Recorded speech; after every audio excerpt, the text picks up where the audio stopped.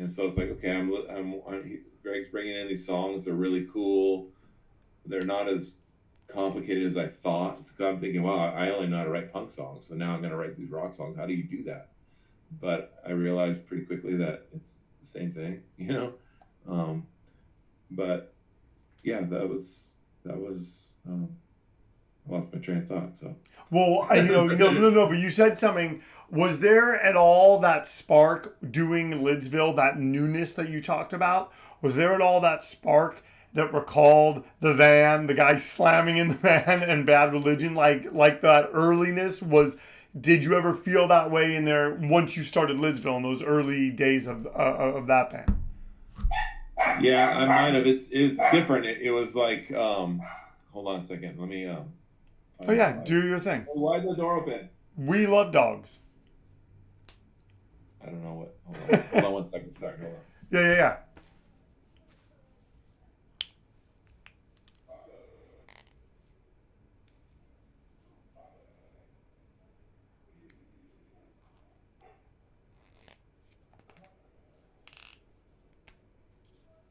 I want to ask him about the pictures. You guys see them in this thing? Those pictures behind him.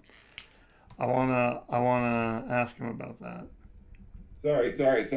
Oh no, My no, you're son, fine. my son ran out the front door. He's 8 years old, so Oh I'm hey, gonna. no, hey, we no. That's we can't have that. He's Can't safe. have that. Everything's Can't good. have that. Everything's good. Everything's good. Okay. Back in action. Yeah. So it was, as far as Lidsville, it was interesting because it's like what there's a.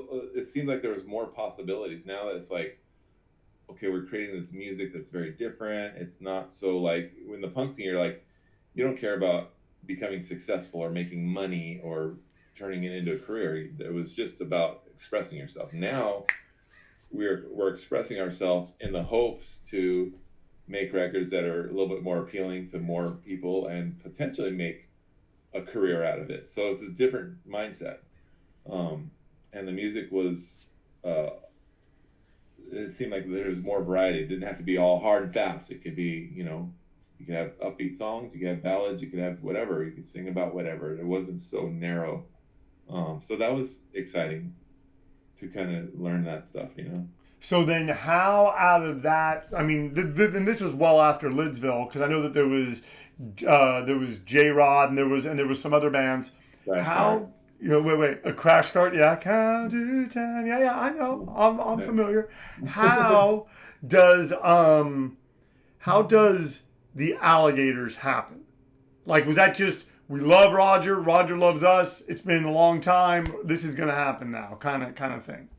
How that happened was we were getting ready for the INSTED. We decided to do those reunion shows in 2004. The record come out, and so now the INSTED guys are getting together.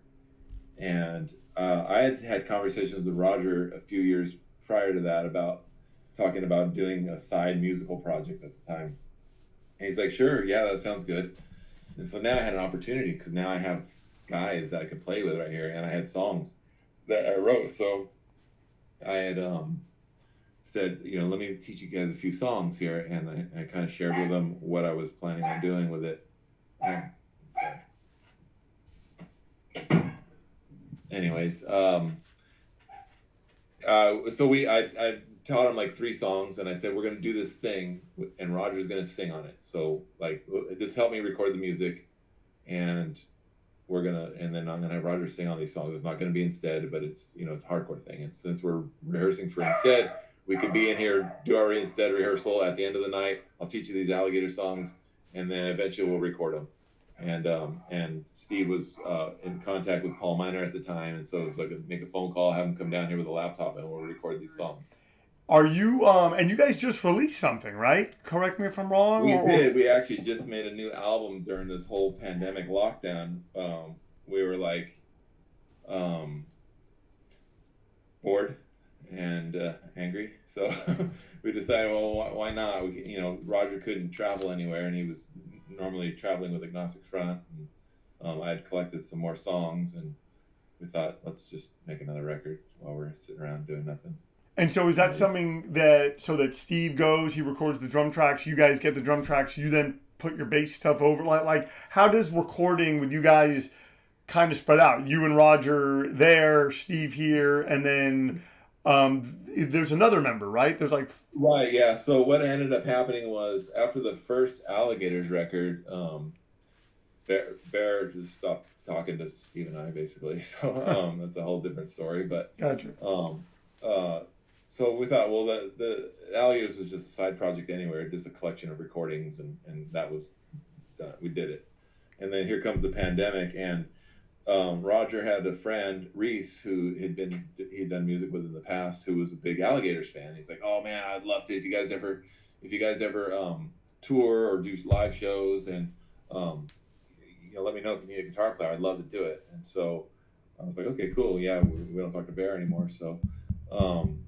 anyways, he ended up through the pandemic also reaching out saying, "Hey, why don't you guys do another Alligators record? And I've got some ideas and." This would be fun. He's kind of like that. He's kind of the guy that ignited the idea of doing another thing. And so, when it came time to actually doing it, um, it was pretty simple process.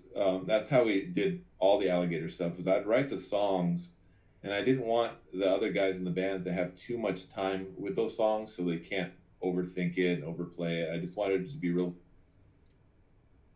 I felt like that's how it was back in the early '80s when bands would do. They weren't good enough to make it sound. You know what I mean? Like you only get a couple tries at this, right? Right, right. Um, Vocals always last one take. Like, yeah, just yeah, like I wanted to keep that same sort of energy. So with this last record that just happened, it was I called up Steve and said, "Hey, we're gonna do another Alligators record." Called Paul Miner up. We'll book some studio time. We went in there one night. I drove out there, met with Steve. I showed him the songs. He played on drums on. We recorded the rehearsal piece of it so he can hear it back, and I could hear it back if I wanted to make any changes. Then the next day I recorded it. I recorded the guitar track as a scratch, and it's not a scratch track. It's like the second guitar track, and then the bass and drums, and then fly in Reese. He'll record his guitar tracks on it, and then I'll drive out there with Roger, and we'll do vocals.